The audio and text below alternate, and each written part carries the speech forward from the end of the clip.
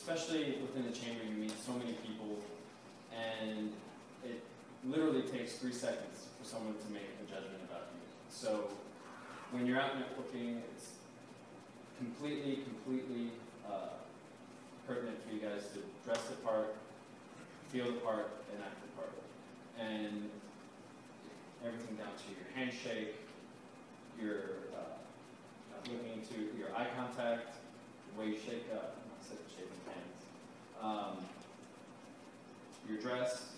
So first impression is huge.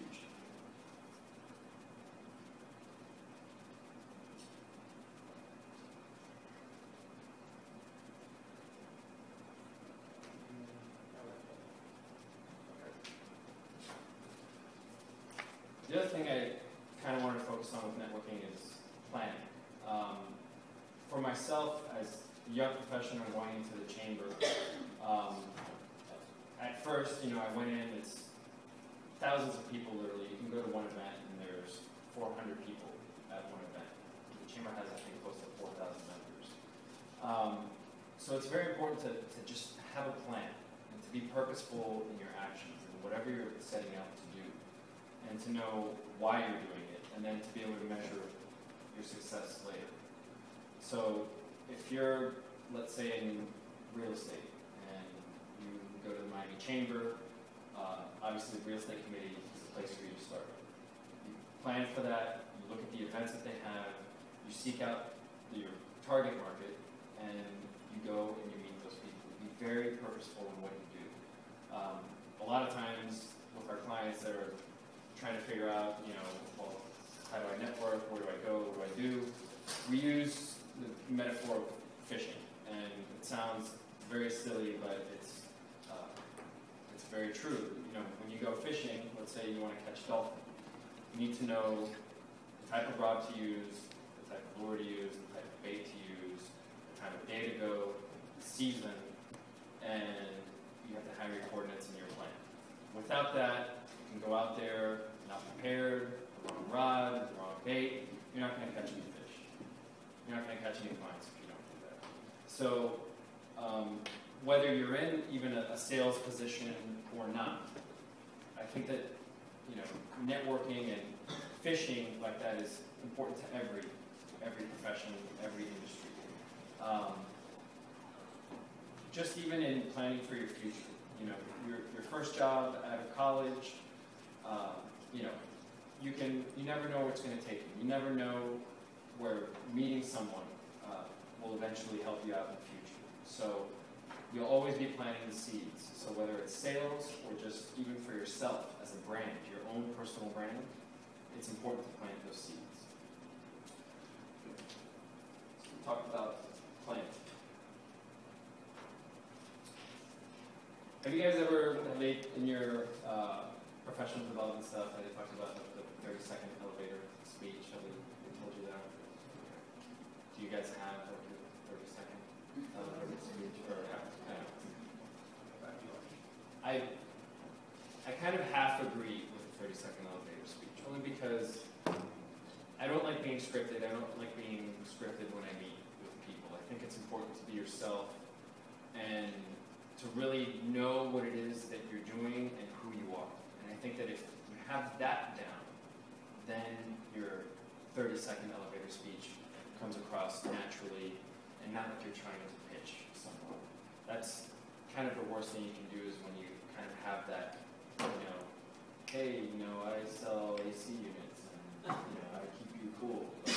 Something ridiculous like that. And I've heard it all. I meet a lot of people at the chamber, and it's very important to be yourself and to know who you are. So whether you're going to be an accountant, whether you're going to advertising, doesn't matter. So that's very important. Know what it is that you do, and then apply that. So when you meet someone, you can really just purposefully and concisely tell them who you are and what you do.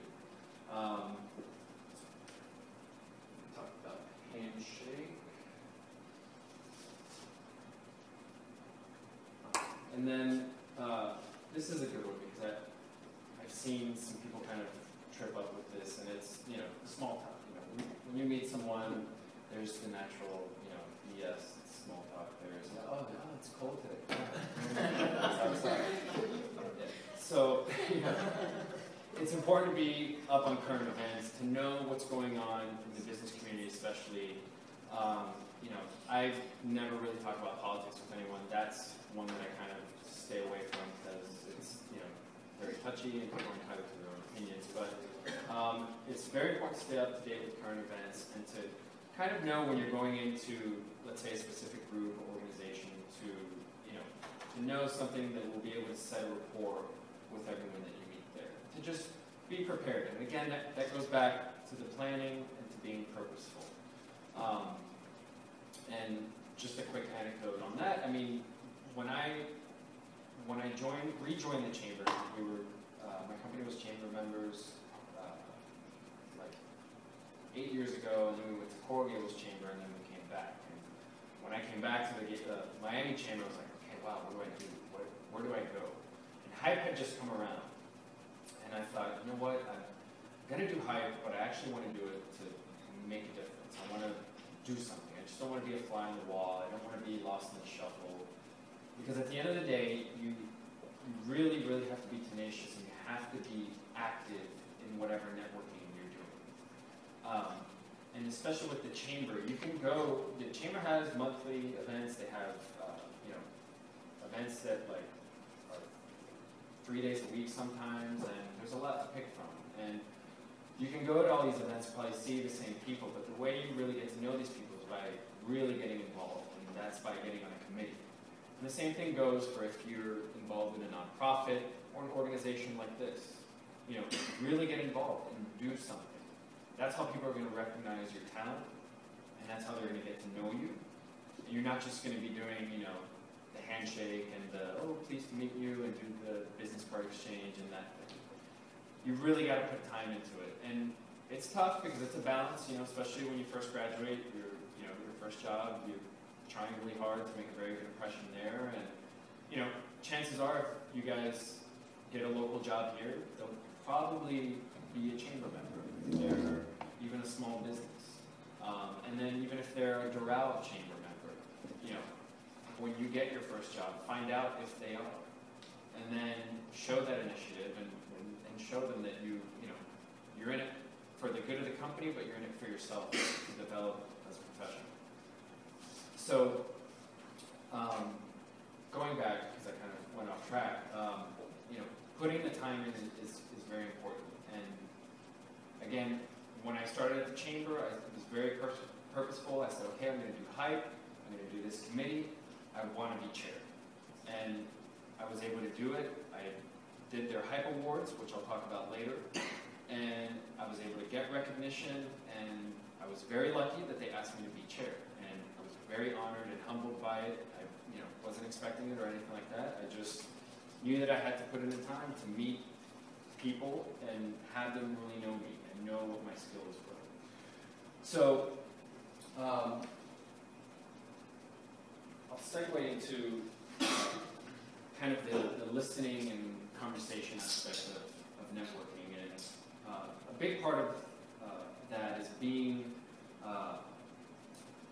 you know, the mindset that you're there to kind of pay it forward, that you're there to give back, that givers gain.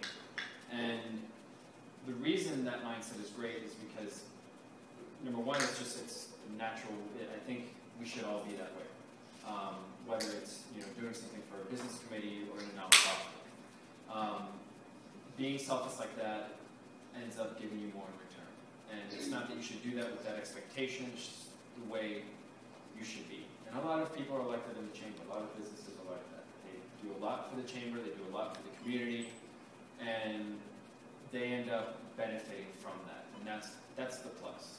So when you're meeting with someone, you know, just don't jump in immediately and, you know, want to give someone, you know, the spiel and tell them about yourself and, you know, do the whole me.